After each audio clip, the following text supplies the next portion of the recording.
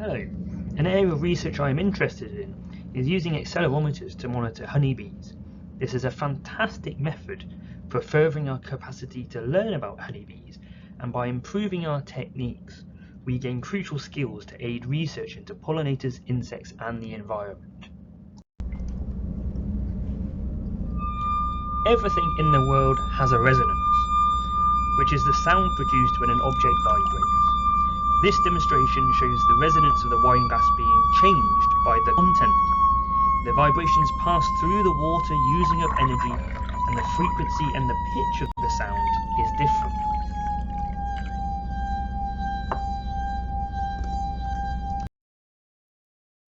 We have already used accelerometers to monitor honeybees, and in 2015 we were able to pick up vibrational measurements which were synchronous with the brood cycle. This is the main graph from the 2015 study, and it shows the vibrations from 3 colonies. The acceleration is shown on the y-axis, and we assume the bees are providing a constant vibration.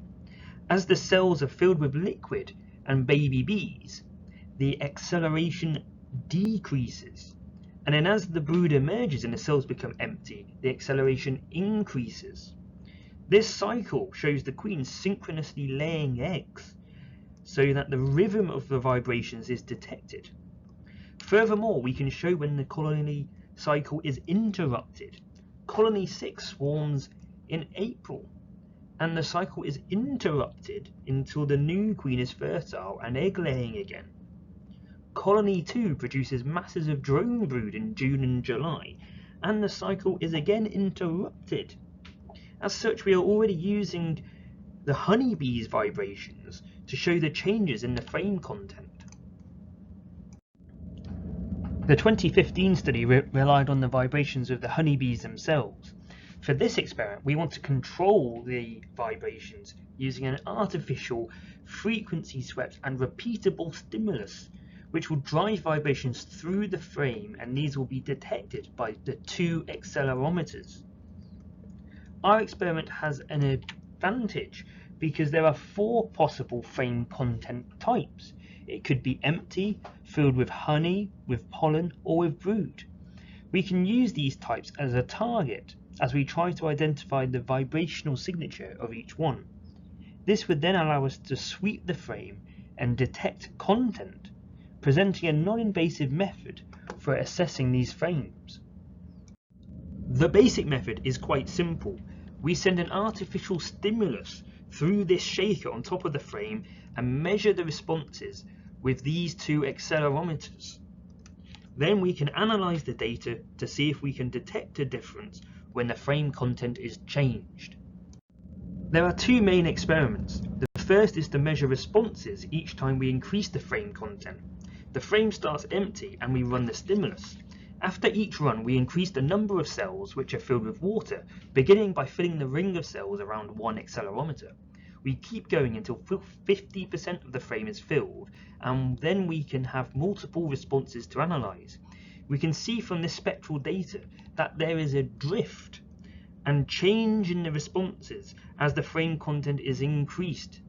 Here we demonstrate the measured vibration is lower and with less amplification as the frame content is increased.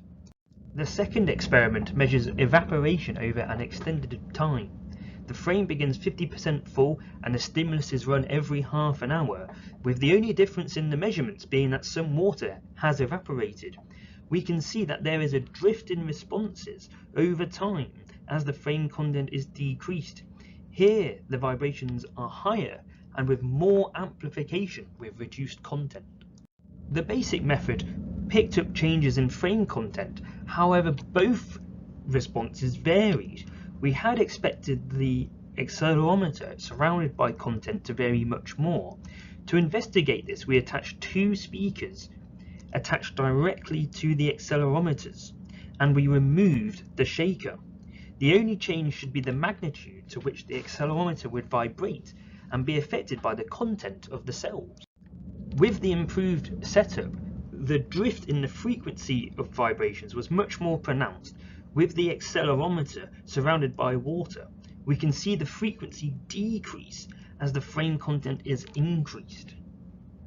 These graphs show the improved setup measuring content decreasing over time. The frame began empty and the only content was water which had actually ingressed into the comb itself. The monitoring over many hours shows that we can detect the drift in frequencies as the comb releases the water and it then evaporates.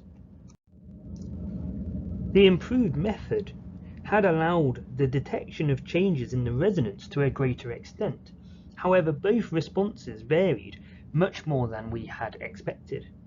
We theorized that both accelerometers are picking up two sets of vibrations, the first being directly from the stimulus, whilst the second is picked up indirectly after it has been propagated by the honeycomb.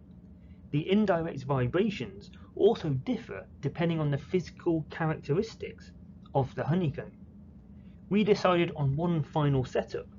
This time the stimulus was played through an ultra high quality linear speaker which is placed here beneath the frame. The results of the linear setup showed the most difference between the two responses.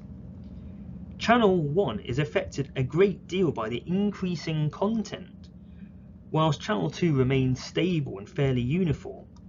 The effect of the content reducing the frequency and the amplification of the response in Channel 1 is remarkably sharp. In all experiments, we found that the lower frequencies hold the most interesting data for our research. This is because it closely matches the vibrations of honeybees, and it is also much easier for us to exploit this data. The results of the linear speaker setup shows for the evaporation experiment a steady drift on both channels. For this experiment, the frame was empty, and we are picking up the effect of the wax holding water and the evaporation that happens over a much longer period of time. For one final experiment, we wanted to drive the stimulus through only one of the speakers when it was attached to only one of the accelerometers. We wanted to show a much more suitable method for detecting localized frame content. The results show a large difference in the responses between the two channels, and channel 1 is much more pronounced in the drift and the effect of the frame content, whilst channel 2 still does pick up some of the vibrations to an extent. So we are able to detect differences in the frame content using the stimulus, both when we fill the frame and when the content decreases. Furthermore, we demonstrate that the response is impacted hugely by the setup. The linear speaker shows a large variance between responses, and it also mimics the 2015 study where the honeybees were producing the vibrations across the entire frame. A method which is much more localized on an area would be better if multiple accelerometers are used. Overall, with all three methods, we can detect changes in the frame content. We look forward to exploring the research further, and it is already presenting a novel and non-invasive method of measuring the frame content. Our next steps are to work with the team at Coimbra and experiment on a hive.